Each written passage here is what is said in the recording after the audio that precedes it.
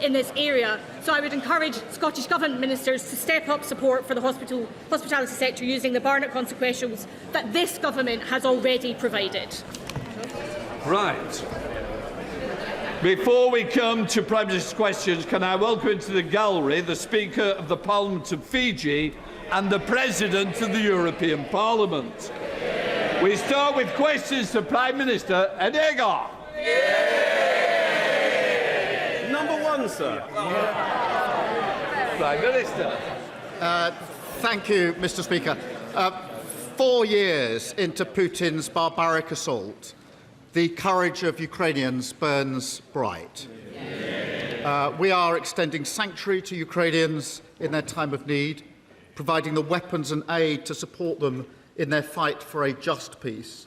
We're degrading Russia's economy and planning for a ceasefire that protects Ukraine's sovereignty.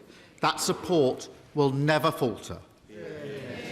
And yesterday, Mr. Speaker, I recommitted to President Zelensky and the Ukrainian people that we stand with them in the fight for freedom, democracy and the values that we all hold dear. Mr. Speaker, let me also congratulate Team GB for their superb performance in the Winter Olympics. They are brilliant ambassadors for our country, and I know the Paralympics GB will also do us proud. Mr. Speaker, this morning I had meetings with ministerial colleagues and others. In addition to my duties in this House, I shall have further such meetings later today. Thank you, Mr. Speaker. And may I associate myself with the remarks of the Prime Minister in respect of Team GB and Ukraine. A great former Prime Minister once said, "You turn if you want to, the lady's not for turning." Like the leader of my party today, she was a leader of principle and backbone. But we know this current government is no stranger to the U-turn. So given that, can I gently tempt the Prime Minister to add one more to the current tally to help get Britain working again by backing the fantastic shops and businesses in Melton Mowbray Town Centre and high streets across my constituency and beyond to succeed and grow by scrapping the government's business rate changes that will hit so many of them hard in April? Well, it's good to see him in good form, particularly, if I may say so, after his health scare, which he and I have discussed a number of times. He discusses a former leader of his party. He was the former health minister, I think, who presided over record waiting lists. He was the former prison minister who left the prisons overcrowding. And he was the former economy minister under Liz Truss.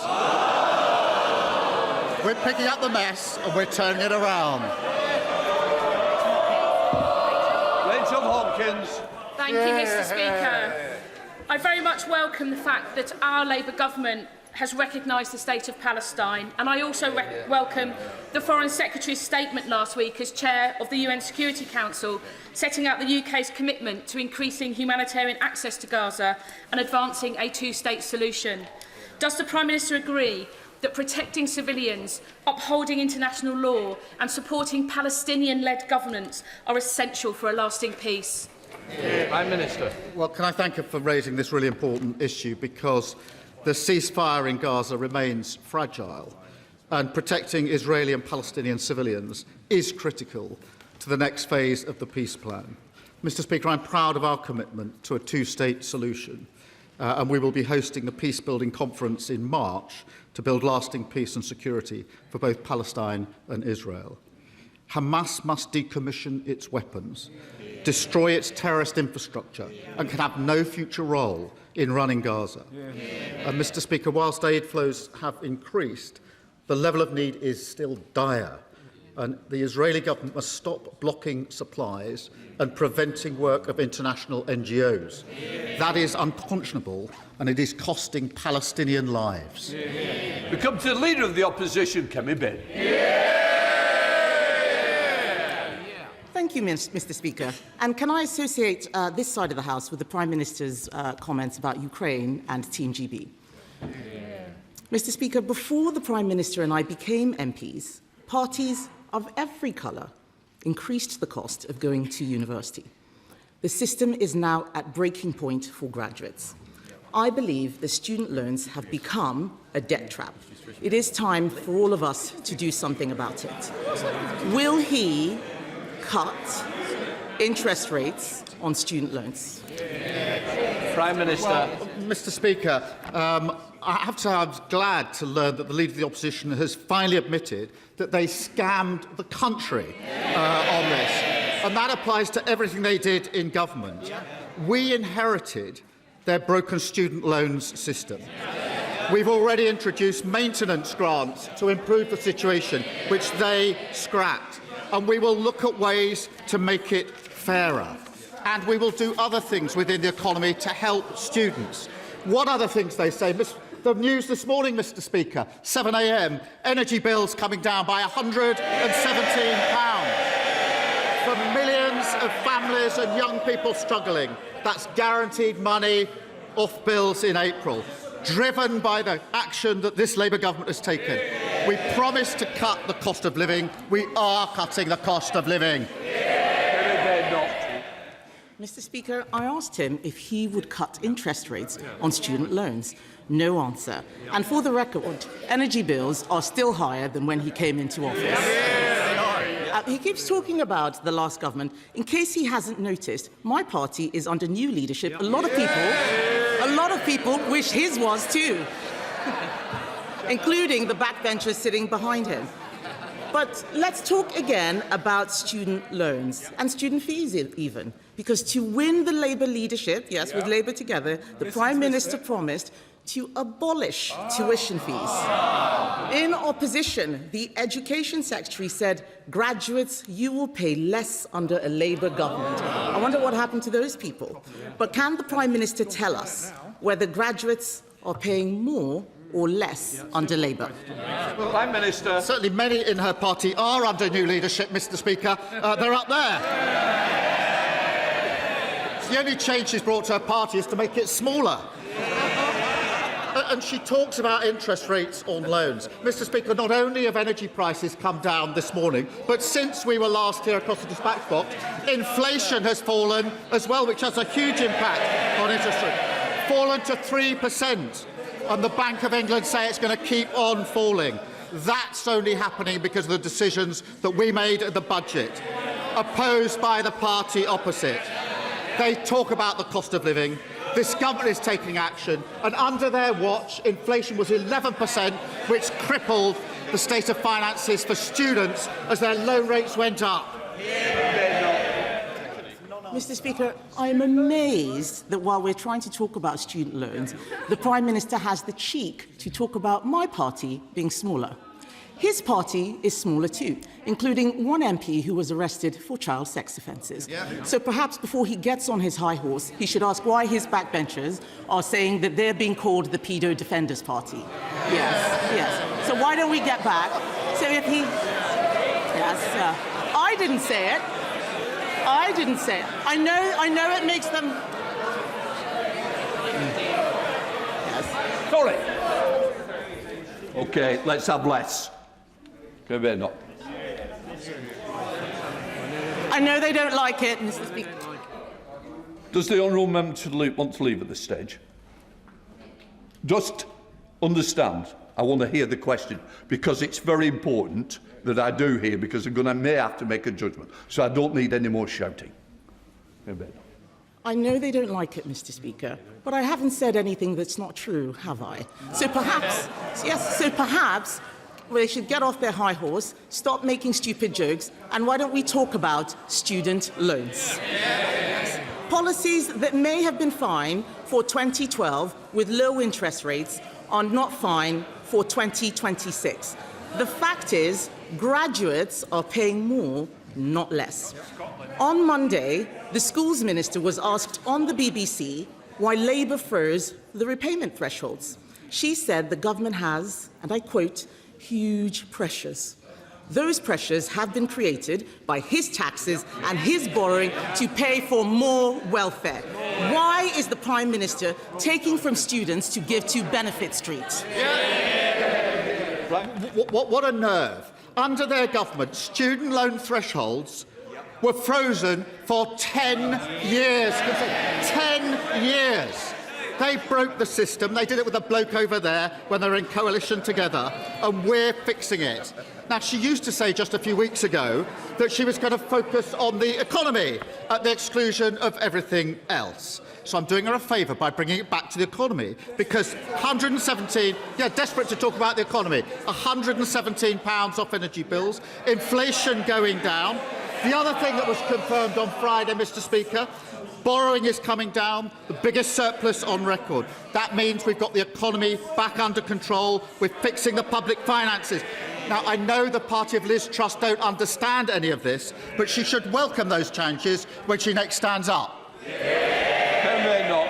Mr. Speaker, he says they're fixing the student loan system. How? He wasn't even talking about this until I raised it. The fact is, those policies... And it goes for the row as well. Chair Select Committee expects a standard, not to shout somebody down. Ken Ben. Mr. Speaker... I don't need any back chat. Thank you, Mr. Speaker. He's only talking about student loans now because I raised it. He says they're fixing the problem. The fact is, he's not. Why is it that I'm willing to ditch old Conservative policies that don't work and he wants to keep them? He's not going to do anything about it at all. On Monday, they voted to increase benefits yet again. The fact is, he is taking money out of the pockets of graduates and giving it to people who are not working. It is not fair. It is not just that he is saddling graduates with debt. It's not just that he is saddling graduates with debt. Yesterday, the Bank of England, yes, where she used to work in customer services. Yesterday, the Bank of England... Yesterday, Mr. Speaker, the Bank of England said that his policies are fueling youth unemployment. That's not us, that's the Bank of England. For the first time ever, youth unemployment is now higher here than it is in the EU. And while he blames everyone else, our young people can't get jobs, they are losing hope and even leaving the country. Will the Prime Minister tell us how he plans to deal with it? Prime Minister. Mr. Speaker, she says she's ditching failed Tory policies. It's a very long list. 14 years of list. And it starts with the word sorry. And when she says that word, we'll take her seriously. And Mr. Speaker, she talks about the Bank of England. The Bank of England have reduced interest rates 6 times. We've seen the fall in energy bills. Inflation is coming down. Borrowing is coming down. She hasn't welcomed any of that. I know she wanted to talk about the economy. She wants to talk anything other than the economy. Perhaps she'll welcome the surge in retail sales as well. People are spending more on our high streets because of the action that we took. Wages boosted for millions of workers, opposed by the party opposite. Free breakfast clubs, opposed by the party opposite. Free childcare, opposed by the party opposite. Every measure we're taking to improve the economy, what do? They oppose it. Mr. Speaker, he is desperate to talk about the last government so that he can distract from the mess that he is making now. The fact is, he is the Prime Minister today. This is a man who got legislation in to fix his own pension, just him, no one else's. He won't sort out student loans for other people. He has no plan to get young people into work. He has no plan to help graduates get out of the debt trap. They can complain as much as they like. These are facts. 411 MPs, and not a single one of them has any imagination. We are the ones doing all the thinking. Yes, he has already... Mr. Speaker,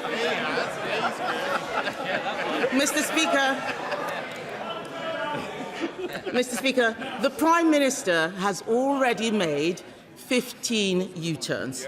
Will he make another one next week at the Spring Statement to fix the student loans system? She wants me to talk about this government. Bills down under this government, £117. Inflation down under this government. Surplus up, record. Resales down. She won't welcome the economic news, but the business community is welcoming the plan. Business confidence is up. The FTSE's at a record high. the President of the British Chamber of Commerce has said this is the year our economy could turn around. Her miserable strategy of talking down the economy isn't working because Labour's got a plan for Britain. Can it be not? Mr. Speaker, it'll only turn around this year if he stops being the leader. Perhaps they can do something about that. He wants us to welcome economic news. I'm sorry, but I'm not going to welcome the fact that youth unemployment is at its highest ever. I am not going to welcome the fact that unemployment has increased every single month under this Labour government.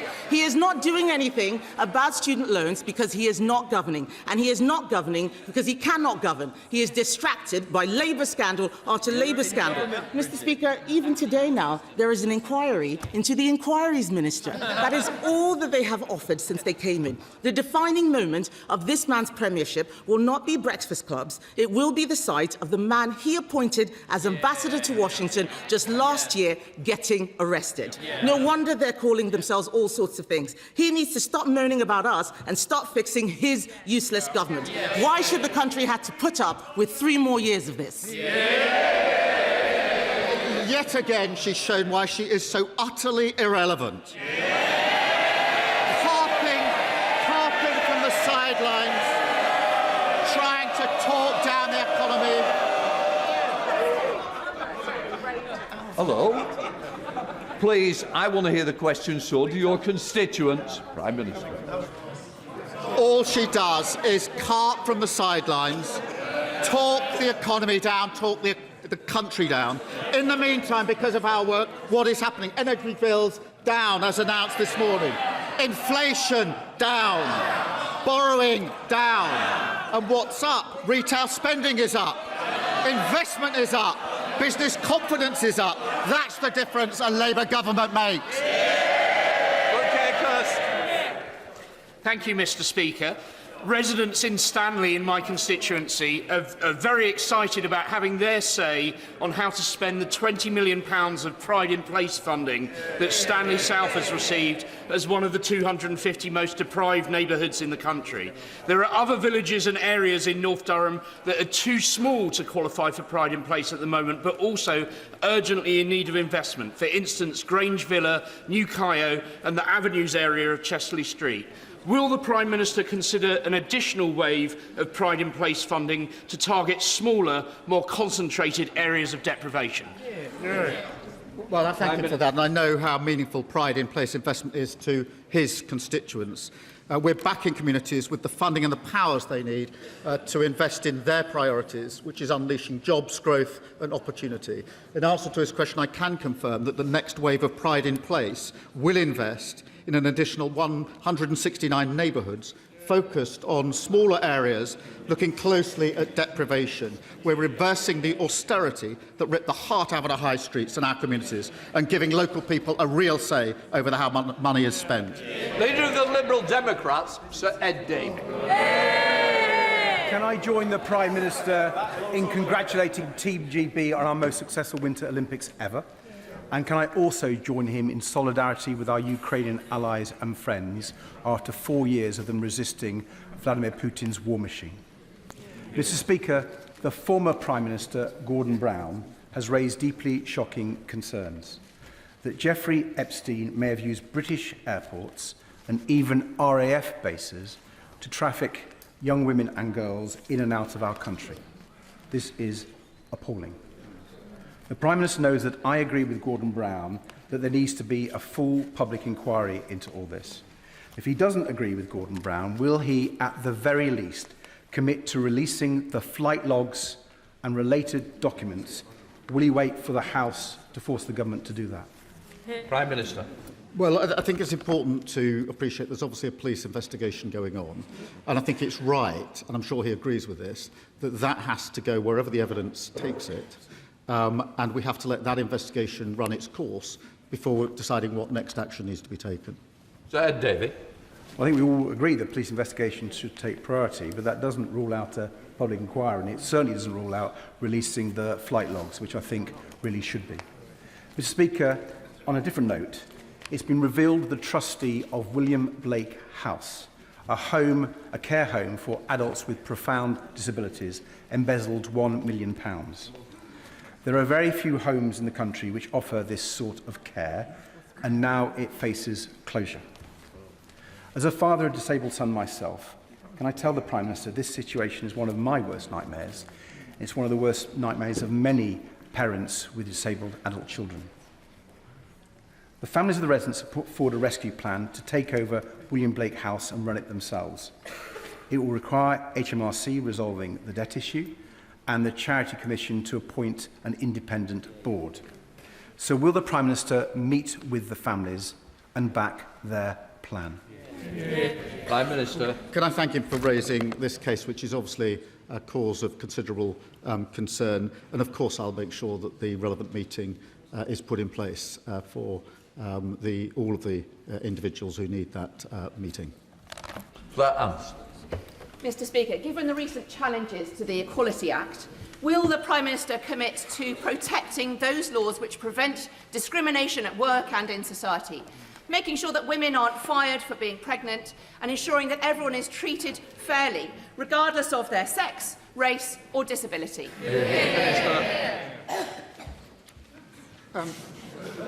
Mr. Speaker, I'm proud of the Equality Act that was passed by the last Labour government.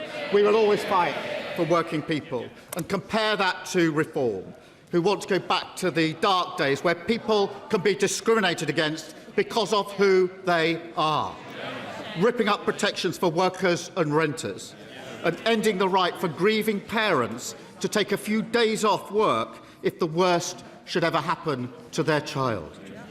But, Mr. Speaker, I also have to raise this. A death threat was shared by Reform's Deputy Council leader in Lancashire against the brilliant member for Bolsover. It said she should be shot. When death threats were made against the member for Clacton, I stood at this dispatch box and condemned them outright. If he has any decency or backbone, he will stand up, apologise, condemn the comments and sack the individual in his parties. Will he do so? Nigel Farage. Thank you, Mr. Speaker. At the age of 14, Michel Mandarin was forcibly removed from his home, the coral atoll of Ile-de-Quoi, dumped on the quayside in Mauritius, forced to live on food scraps out of bins. He has resettled those islands and yet now faces a removal order from yet another Labour government. So maybe twice in one lifetime, he's going to be asked to leave his homeland. Can I ask the Prime Minister, for a government that is full of human rights lawyers, within and without, why do the opinions and human rights of indigenous Chagossians not matter to him at all? Prime Minister. So he has neither the decency nor the backbone to condemn a death threat to a member of this House, whichever party they are in. He doesn't have the decency or the backbone to condemn it and to sack the individual. And that just shows that his party have got nothing to offer the country but grievance and division. Look at their candidate in Gorton and Denton, a man who says anyone who isn't white cannot be English. No wonder he's been endorsed by Tommy Robinson. It doesn't represent our country, and anybody who wants to stand against that hatred and division should vote Labour on Thursday tomorrow in Gorton and Denton. Thank you, Mr. Speaker. Can the Prime Minister update the House on how the government is tackling the misuse of illegal drugs?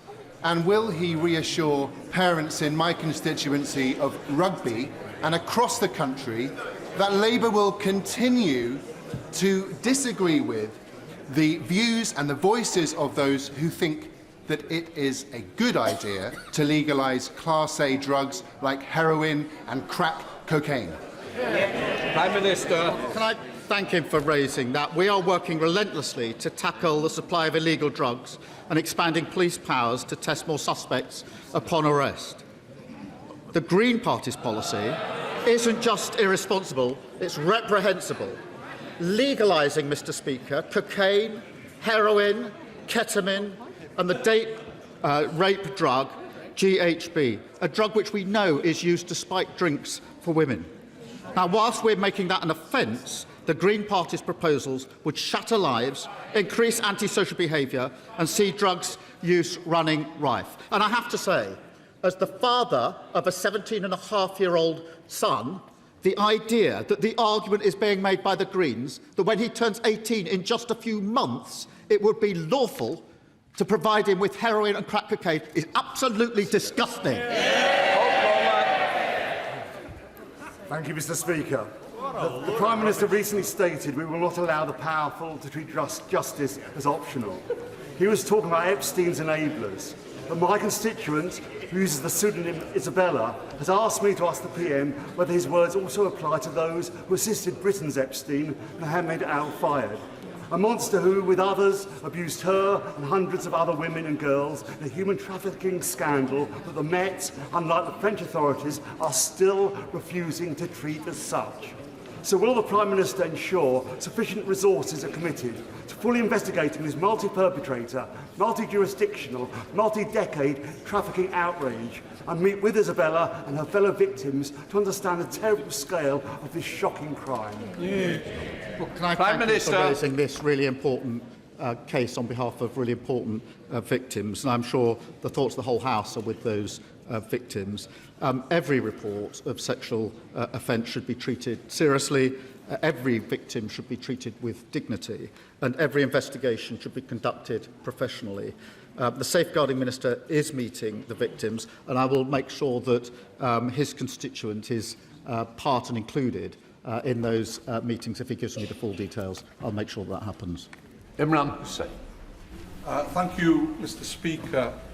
And we have all heard the horrific news that a man entered Manchester Central Mosque last night in this, the holy month of Ramadan, carrying weapons, including a hammer, a knife and an axe.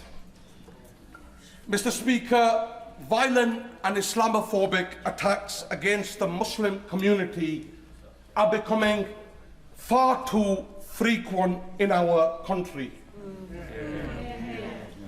Prime Minister, is it not the case that every single politician in this place, and I mean every politician, especially that lot over there, Mr. Speaker, they may nod their heads, but this morning we could have woken up to a horrific terrorist attack, killing innocent Muslim worshippers only for being Muslim. Prime Minister, is it not the case that every single politician in this place and every single journalist has a responsibility to stop fanning the flames of hatred against the Muslim community? Well, can I thank him for raising this really important case and tell him that I share his deep concern and the deep concern of the community over the incident at Manchester Central Mosque, particularly during the holy month of Ramadan. And we will not and must not relent in the fight against anti-Muslim hatred. We must not.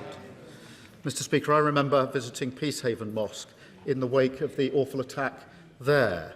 And when I did, I committed £40 million to protect mosques and community centres. It's a shame that we have to do that, but we do have to do it. And we're establishing a new fund to monitor anti-Muslim hatred and support victims. And I want to reassure my honourable friend and the House that we will fight hatred and protect freedom of worship in this country. Thank you, Mr. Speaker.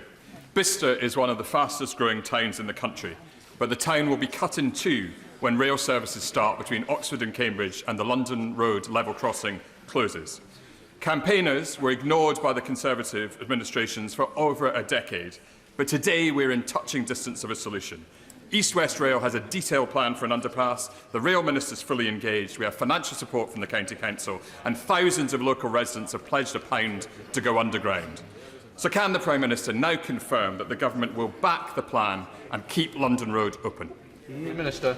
I thank him, and I know he shares our support for East West Rail, which is a vital project that will deliver better journeys, tens of thousands of jobs, and unlock up to 100,000 new homes. I agree that access to Bicester must be maintained.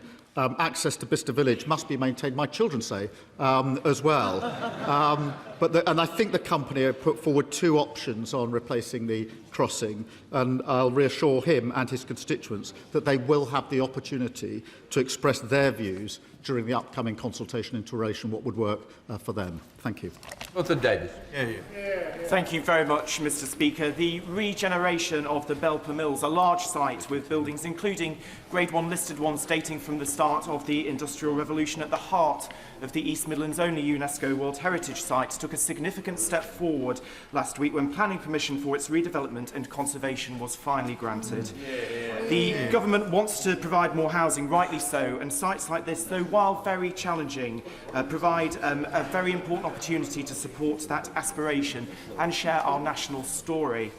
Can the Prime Minister tell me what support the government is giving to regenerate at-risk listed buildings, and whether we are delivering support to train construction workers in heritage building techniques? And can I ask him to take a personal interest in the Belper Mills because it is an internationally significant site? Prime Minister. Thank you for raising this, because restoring Belper Mills is not just about delivering the housing his constituents want, but about restoring an iconic World Heritage Site in the East Midlands. We're investing over £1.2 billion in skills, supporting apprenticeships, including courses focused on heritage construction, and recruiting 60,000 more construction workers and backing new technical excellence colleges, so we have the workforce to build the homes the country needs. Adam Downs. Thank you, Mr. Speaker. In January last year, Somerset received around 2,000 pothole reports. This January, it was nearly 7,000, a 250% increase. I recently stood on the Fossway in my constituency, where one resident had blown a tyre and another one was checking the damage under his cars. Families and small businesses are paying the price. Rural counties like Somerset have some of the largest rural networks in the country, yet funding does not reflect that reality. Will the Prime Minister commit to fairer funding for rural areas so we can properly maintain and resurface our roads rather than constantly patching them up? Prime Minister. Well, I thank him, and I know how important it is that we fix the crumbling roads that we inherited from the party opposite. His county council will receive over £225 million as part of our £7.3 billion investment to tackle potholes. We're also implementing tough new standards, so councils have to prove they're fixing the roads properly, and delivering £78 billion for councils to ensure they can deliver excellent local services. Campbell. Thank you, Mr. Speaker. In 2024, 2.64 million animals were used in the UK in medical experiments.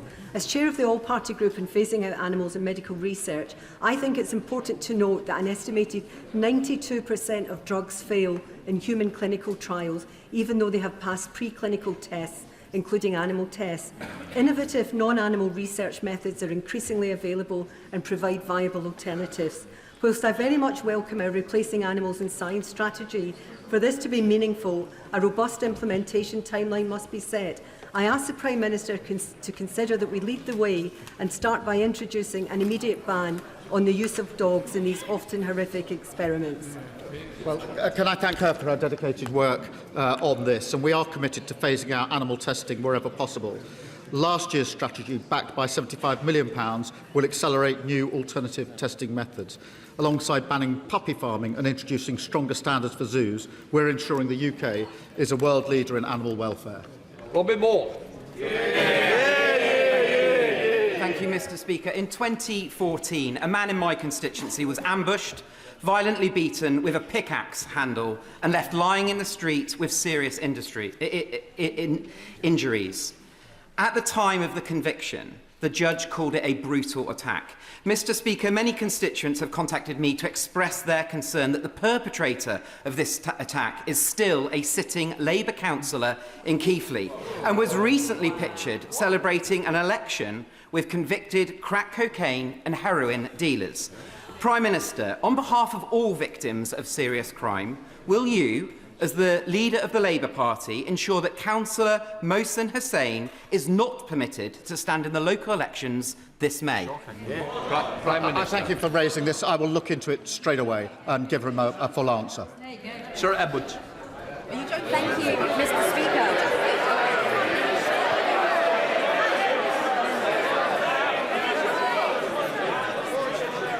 Order. Mr Benton Glenn, you're getting carried away with some other colleagues behind you. Mr Davis and others, please. Sir Edwards. Thank you, Mr. Speaker. Prime Minister, I need your help. Today, alongside leading trade bodies, including UK Hospitality, the Federation of Small Businesses and the Startup Coalition, I am launching the TNT Charter, the Trust and Transparency in Business Energy, to blow up the status quo and support SME access to fair contracts, clearer pricing and stronger accountability. I know that the Prime Minister recognises this as an issue, so can I ask him to deploy powers to bring greater transparency, fairness and competition to the Wild West that is commercial energy? Mr Speaker, we inherited the highest industrial energy costs in Europe because of the failed policy of the party opposite. Our British industry supercharger is cutting bills for major industries, but she's right to champion the SMEs as well. I can confirm we will appoint Ofgem to regulate and stamp out exploitation by third-party intermediaries, helping to reduce bills, and I'll make sure that she gets a meeting with the ministers to discuss the issues that she's raised with me. Stephen Gaffney. Mr Speaker, even the embarrassingly loyal Scottish Labour Party seem to have lost confidence in the Prime Minister. Can I say to the Prime Minister, please don't let that put you off coming and campaigning in Scotland on your government's record. But can he tell us why is it that those who are so close to him have abandoned him, given the government's record? Prime Minister. I remember when they used to sit down here, didn't they, before the election, Mr Speaker, and now they sit up there because we won the general election in 2024 with a landslide majority. Thank you, Mr. Speaker. From this April, Springside Special School in Rochdale will open its first ever free breakfast club. That's a big change enabled by this Labour government, and one that the head teacher, Mrs. Fierro, said will make a big change to all the parents and children at her school. But Rochdale's growing popularity and growing population desperately needs a new secondary school. So will the Prime Minister arrange with me to have a meeting with the DFE to get our secondary school over the line to help all children in mainstream and in SEN get more provision? Well, we're determined to halve the disadvantage gap and give all children the best start in life. I'm delighted to see a free breakfast club opening in his constituency in Rochdale. Our actions will lift over 500,000 children out of poverty, and the party's opposite policy is to say they'd plunge them straight back into poverty, which is disgraceful. And through our actions to reform the SEN system, we'll create an inclusive system so that every child can go as far as their ability and talents will take them. Roger Gale. Thank you, Mr. Speaker. Mr. Speaker, you will recall that some months ago I asked the Prime Minister why, as the Director of Public Prosecutions, he did not bring charges against Mohammed Fayed for rape and for assault. And the Prime Minister replied that this did not cross his desk. I understand that the Met Police delivered 2 dossiers to the Crown Prosecution Service. So if the Prime Minister didn't see them, who did? And could he tell the House when he expects the Metropolitan Police to bring charges against those who aided and abetted Fayed? Prime Minister. I stand by my answer. Hundreds of thousands of files are submitted to the Prosecution Service every year. It is important that the investigation is going on. I can't tell him when the decision will be made or what the decision will be, as he well knows, but it is important that every allegation is properly investigated and properly dealt with according to the law. Final question, Calvin Bell. Thank you, Mr. Speaker. 4 years after Russia's illegal invasion, Britain backs Ukraine's fight for freedom. The same freedoms that Labour used to forge NATO to defend. But while Ukraine fights to join NATO, the Green Party wants to break it up. So does the Prime Minister agree with me that as war continues and as Russia broadens its attacks across Europe, those who attack NATO are betraying our security? And, to coin a phrase, are they becoming Putin's useful idiots? Well, my honourable and gallant friend is absolutely right. Our support for Ukraine is unwavering. And yesterday, I chaired the Coalition of the Willing Call and announced new sanctions to weaken Putin's war machine. The Greens, by contrast, want to pull out of NATO and negotiate with Putin our nuclear deterrent. And Reform are still parroting Kremlin talking points after their leader in Wales was jailed for taking Russian bribes. Both of them are weak on NATO and soft on Putin. Can please Prime Minister's questions.